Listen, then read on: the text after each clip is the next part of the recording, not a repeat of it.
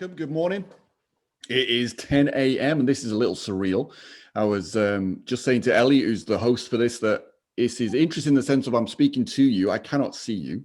And ordinarily, obviously, when you've got a live audience, you get that feedback from seeing people's faces. And obviously, we haven't got that. So this is a little surreal, but still, we got 30 minutes.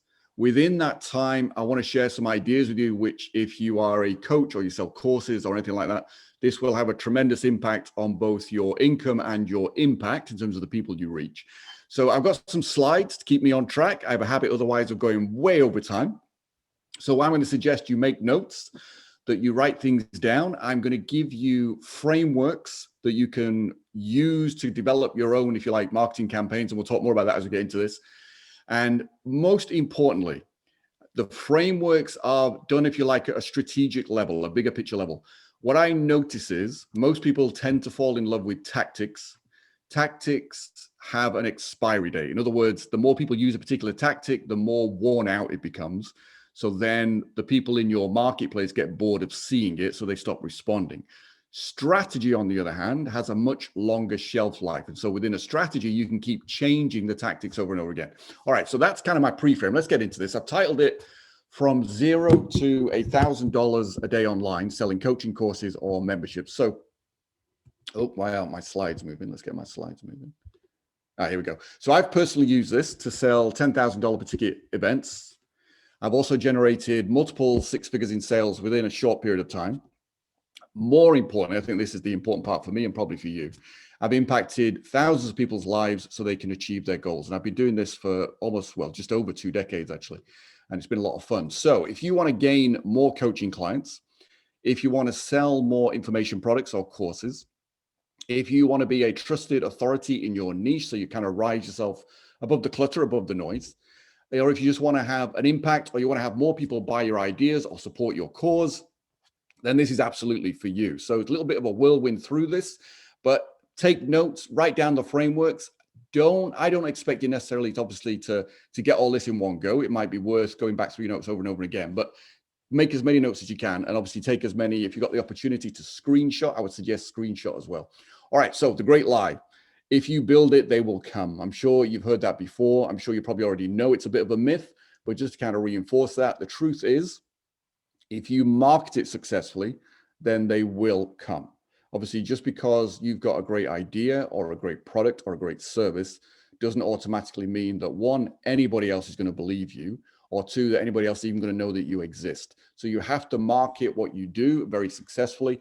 And in today's environment, how you do that matters. So here's what I see a lot of. Too many people online don't market enough, but they try to sell too early. So what do I mean by that? Well, I'll give you a simple example. If you've ever been on LinkedIn, or if you've got a profile on LinkedIn, have you ever had a connection request from someone? You accept the connection request, and then the next thing you get is a message, a direct message in your inbox, immediately trying to sell you something, or immediately thinking they're being a little bit smarter by suggesting you take their freebie report or whatever it might be. If you've ever seen that, that is selling too early. And it's also, from my perspective, not really the right channel to be trying to sell in anyway. But you see it a lot. And I've seen it on Facebook as well. And I've seen people's comments where, like, somebody will say, and it's becoming so common these days that somebody will say, like, somebody sent me a friend request, I connected, immediately they sent me a request to like their page. And again, it's too early. It's too soon. It's too much, too early. It doesn't work. And the question then, of course, is, well, what is marketing? Because if it isn't just immediately trying to think I can blitz people with some message and hopefully 1 or 2 people decide to buy, how do I do it successfully so that you build not just a great business, but also a great reputation in your marketplace? So what is marketing? Marketing is ultimately about creating belief. And this is what I would suggest is the big shift in the way that you think about marketing. So if you look at it in this way, your customers are all on a journey. In other words, where they are now is not where they want to be. So let me see if I can draw something here. Yeah, I got a little bit of a, here we go, draw a line. Oops. Yeah, here we go. So here's your customers right now. So they're right at the beginning. They're somewhere, wherever they are currently. So this is their current situation. So their current life, when they wake up in the morning, their current day, you know, getting out of bed, making coffee, all that kind of stuff. Either they're looking to maybe build their own business, or they're working for someone else and they're looking for more freedom, more autonomy. But that's where they are now. Or the other big niche is they may be in a position where they look in the mirror, they don't like what they see, they'd like to change their body in some way, either through losing weight, or, you know, for guys, more often they want to sort of transform it and have more muscle on their body. They want to look better, they want to look more ripped. Or it could be somebody who's either in a relationship that's gone stale and they're wondering, you know, is this just how it is? And this is how it's going to be for the rest of my life. Or they may be looking for a relationship. Those are the three big areas: money, relationships, and health. So that's where they are now. Where they want to get to is what they would like. So look, right now, for example, for yourself, you're listening to this, you are wherever you are right now. So if you currently got a small business, then you're at either the beginning of your journey or you're in the middle of your journey, but potentially you're not getting where you want to be. So all of marketing is about people being wherever they are now, not happy with where they are. They want to get somewhere else. So your marketing needs to understand where they are now. And the way you do that is you create something called an empathy map, so that you can understand where they are now and where they want to get to. Most people who start a business do so for one of three big reasons. They either want to make more income, so they want to create more wealth, or they want to have a bigger impact, they want to make a bigger difference to other people's lives, or they want more freedom. So those are the three primary drivers that most people start a business for. So where they are now could be starting out, just left their job, got some savings, not sure what to do, but got this driving desire to really impact people's lives. And obviously, we see this with a lot with coaches. Coaches especially are usually driven because they want to make a difference to other people. And that's what gives them a sense of fulfillment. That's what drives their day. So they kind of start out, they maybe done a coaching course, they've got trained, they got their certificate, and now it's like, okay, how do I get clients? And so they're all excited in the beginning. Day one, they're out there, they set up all their social media profiles, and it's like, hey, what do I do now? Well, people say I've got to create content. So they start creating some content, and you know, the content, they do it the first few days, and like, well, nobody's looking at my content. Nobody even knows I exist. They're like, well, what am I supposed to do? How do I get people to see it?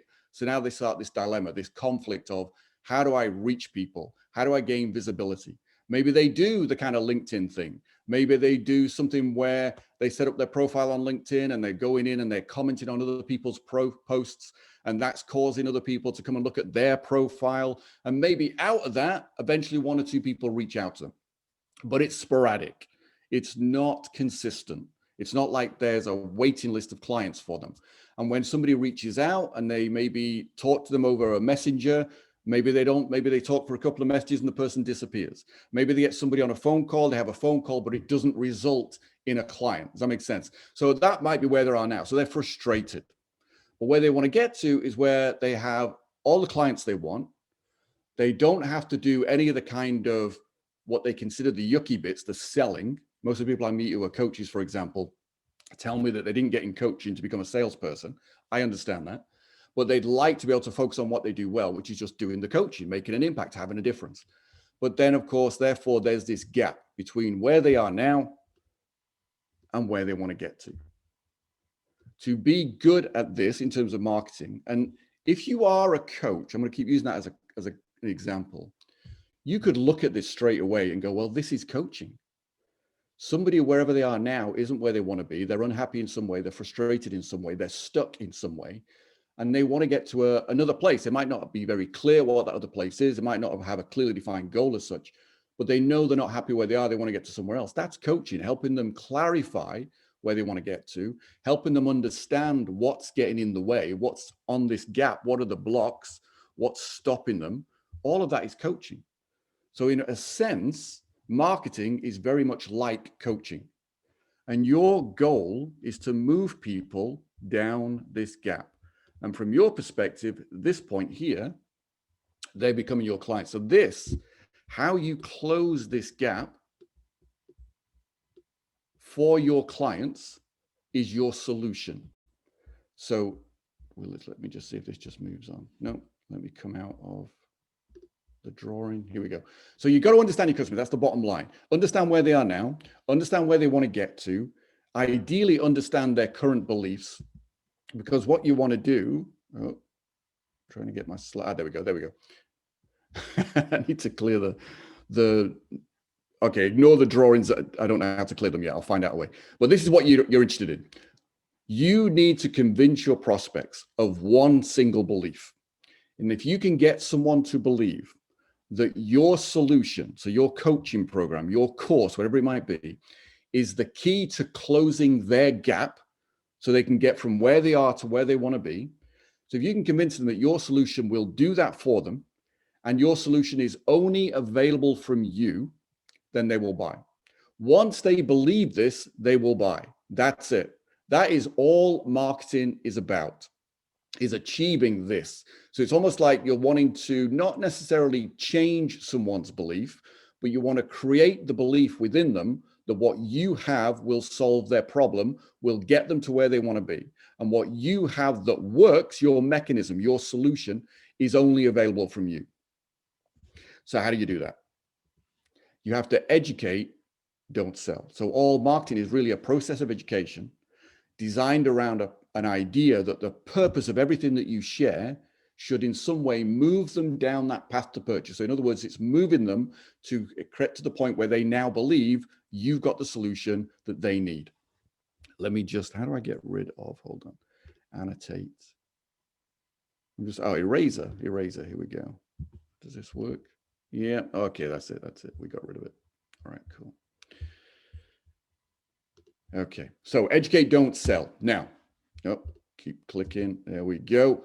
Let's put this into practice. That's the theory. That's kind of the, if you like, the fundamental principles that you need to kind of hold in your head. Because if I can get you thinking in the right way, then of course you're on the right path. If you're on the right path, then it's just a question of learning the skills and moving down the path and doing it right. If on the other hand, if on the other hand, you're not thinking in the right way, it doesn't matter what else I share with you because you'll never be able to implement it correctly. So therefore you'll never get the results from it. So I hope that makes sense. So now that's kind of the foundation. I need you to start one common principle in the time we've got. One principle, marketing is about creating belief. That's it. Write that down. If you take nothing else away from this short presentation, just put that somewhere. You will see it every single day because it will eventually, even by osmosis, it will filter in. So from strategy, that's a strategy. Let's get that into reality. How do you put this into practice? So 30,000 foot view, this is the strategy. We need to create a campaign which drives people. So first of all, think of the campaign as, okay, here's how I get my prospects. Here's how online, obviously you'll have heard the term traffic to websites, traffic to platforms. Traffic is human beings, obviously, it's people. So they're your potential prospects. So we need a campaign that gets the attention of those prospects and moves them down a path towards you. At some point within this, we then want to, so the whole point of the webinar aspect, I put a webinar here because it's, from my opinion, it is the most powerful way to move somebody from being a complete stranger to being a raving fan customer for you. So we need a webinar, which its purpose is to get them over the line in terms of saying, you know what, this is something I want. It's something I need. It's something I have to have now. I'm willing to pay for it. So that's the purpose of the webinar. And then beyond that, of course, there's a follow-up because everybody that you can attract, whatever stage they're at, wherever they are in their current life, with their business, with their relationships, with their body, may or may not be in a position to make an investment to buy your services or your product right now. Or they may need more time to think about it than just a 90-minute webinar. So in which case we need a follow-up. So I want to break this. So this is just a 30,000 foot view. And the way to think about this is done over a fixed time frame. Now there's a purpose to this. If you know you're going to run all of this, let's say, and I've put here, these are the campaign lengths that I typically run. I either do a 7-day map, so I run all this in 7 days, or I do it over 10 days, or I do it over 12 days. If it's a fixed number of days, then there's a clear start and there's a clear end.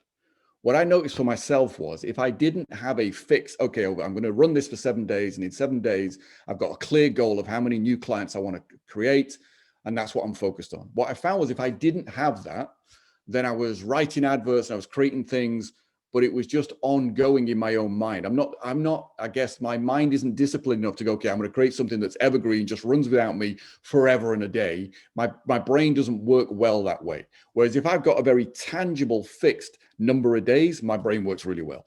So, and I would suggest you do the same, certainly in the beginning. when you're starting out. It's like pick a time frame, and then you want to run this whole 3 big pieces, 3 big chunks in that time frame. Does that make sense? So you have a clear goal, like you might say, okay, in 7 days, I want to get, well, depending where you are, you might say, I want to get 2 new clients, 3 new clients, 5 new clients, whatever it might be.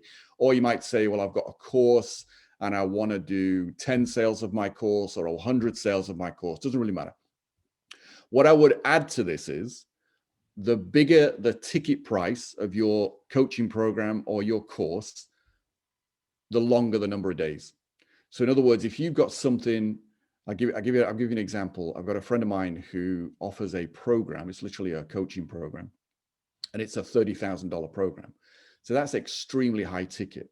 Now, in order to make that work and for people to believe that what he's offering will work for them, he needs more time with them. So he runs everything over a 12-day campaign focus. So in that 12 days, he's got 12 days to spend more time with them, because the simple rule is the more time you'll spend with people, the more trust you can build. That's just a very simple rule of thumb.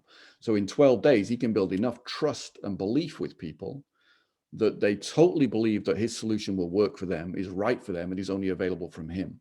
And so by the time he gets to the end of his 12 days, when he's saying, here it is, it's $30,000, then he has people signing up, and he's done 7 figures in that 12 days. So decide what you want to do. So if you've got something which is, say, a $97 product, you might just run a 7-day campaign to begin with. So let me break this down. The campaign itself. So I'm using this term in this context relating to advertising. Now, I'm a big fan of paid advertising.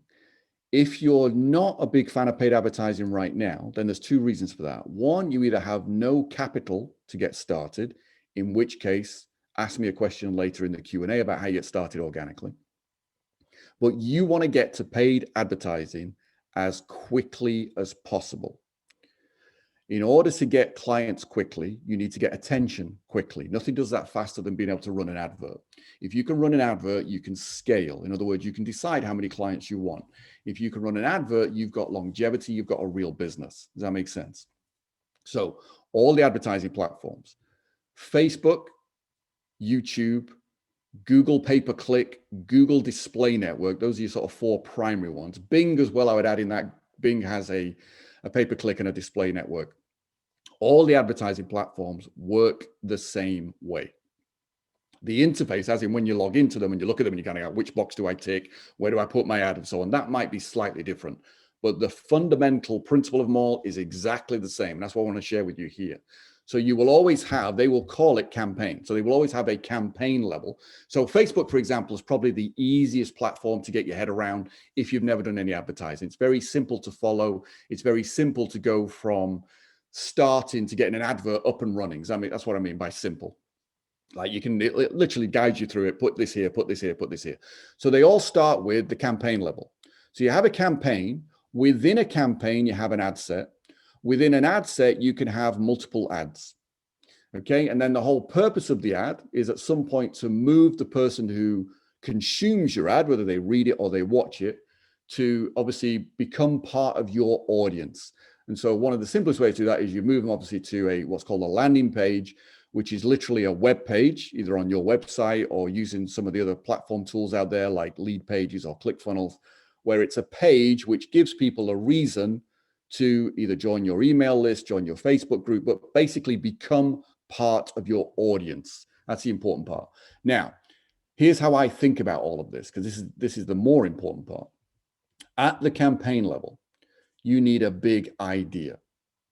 So what is a big idea? A big idea is, actually, let me start with a simple example. I shared with you in the beginning of this presentation that most people market too little and sell too early. That's a problem. And my big idea for this little presentation was that all marketing is about creating one belief. That's it. That's my big idea. So if I can get you to buy into that idea, then if I was offering something else, then it'd be much easier, obviously, to make that sale. So that was my big idea in this case. Now, that's at the campaign level. So my big idea, I'll say, okay, my big idea is that all marketing is about creating one belief in your prospect. That's how you turn a prospect, a stranger, into a customer. At the ad set level, I'm focused on the audience. So at the ad set, within any of the platforms, Facebook, YouTube, or otherwise, You're saying, this is who I want my ad to be seen by. Now, there's different ways of doing that. In Facebook, it's all done based on interests. So what are the things that your potential prospects are currently interested in? And you can target by interest. Obviously, you can target by location if that's important. If you've got something which has worldwide appeal, then obviously you can narrow it. Like most of my campaigns tend to be, I'll run a campaign, the exact same campaign, where my ad sets are targeted on the relevant people in the UK.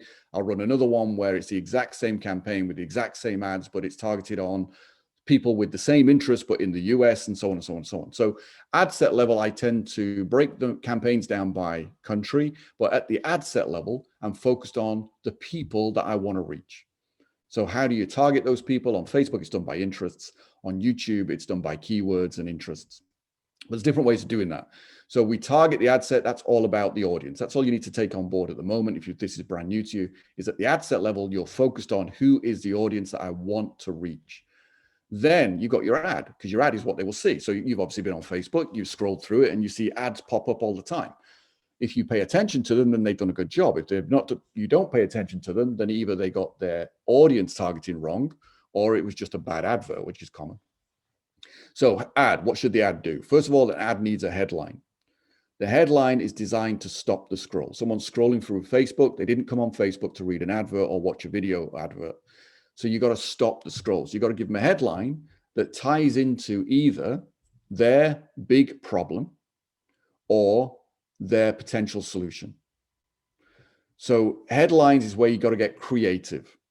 And you'll have seen yourself, particularly in this industry where it's all about helping coaches get clients, for example. In that industry, you'll have seen so many ads. If you're a coach, you'll have seen so many people saying probably the similar thing that eventually you switch off. So your headline needs to be different to everybody else's. So in the same way that I showed you earlier, you want to do a simple idea of researching your customers, understanding their gap. You also want to do a little bit of research on who else is also targeting the same people or trying to reach the same customers that you're trying to reach. What messages are they using, so you can come up with a unique message? That's another thing as well. So anyway, headline, stop the scroll. Then ideally in your advert at this point, share a story. So if this was YouTube, obviously you're telling the story on a video. If it's Facebook, you can do it in a video, you can do it in text, but you tell a story. And in the story, I like to use, and I've found very powerfully, to use a discovery story. In other words, here's how I arrived at my big insight, which is the big belief. So share that. And then the third part is the reason to continue. The whole point of this ad at this point is not to sell your service. It is really to give people a reason for becoming part of your audience. Does that make sense? In other words, it's too early. People sell too early. It's too early to sell something at this point. What you can do is say, okay, look, I do this, share an insight, which makes them go, actually, this person's got something that's worth listening to. And then say, okay, here's my reason. I'm going to suggest that you click this and come join my audience. So then you've got a landing page. On the landing page, you continue with a big promise. The big promise is, here's what you're going to get from being part of my audience, continue reading whatever's on this landing page. And then at that point, you can sell your webinar, so pre-sell the webinar. And the third part, which is the powerful part, is because they've landed on this page, you can retarget them. So you've probably noticed that when you've gone on a particular website, then when you've gone on YouTube or Facebook or on anywhere on Google's search engine, adverts kind of follow you around. That's done through retargeting. And you want to do that. And I would suggest when you're starting out, if you've already got a website, then make sure you have a way to track the people coming to your website so you can retarget them moving forwards. But getting ahead of myself. So big idea at campaign level. And then of course that allows you to set up multiple campaigns with multiple different big ideas and see which big idea works best. Inside the campaign at the ad set level, focus purely on your audience. Then an ad's got to stop the scroll. That's what the headline's for. Share a story that introduces your big idea, gives them a reason to continue, a reason to click. When they click, give them a reason to continue reading or watching, and then give them a reason to ideally join your email list, join your Facebook group, wherever you want, or become a subscriber on your YouTube channel so they join your audience. Okay, next part, you're going to do a webinar. We've got 5 minutes, so very quickly. My approach to webinars is a little bit different to most people. I focus on educate first. So again, Educating for the purpose of getting them to the point where they totally believe that my solution is the right solution for them.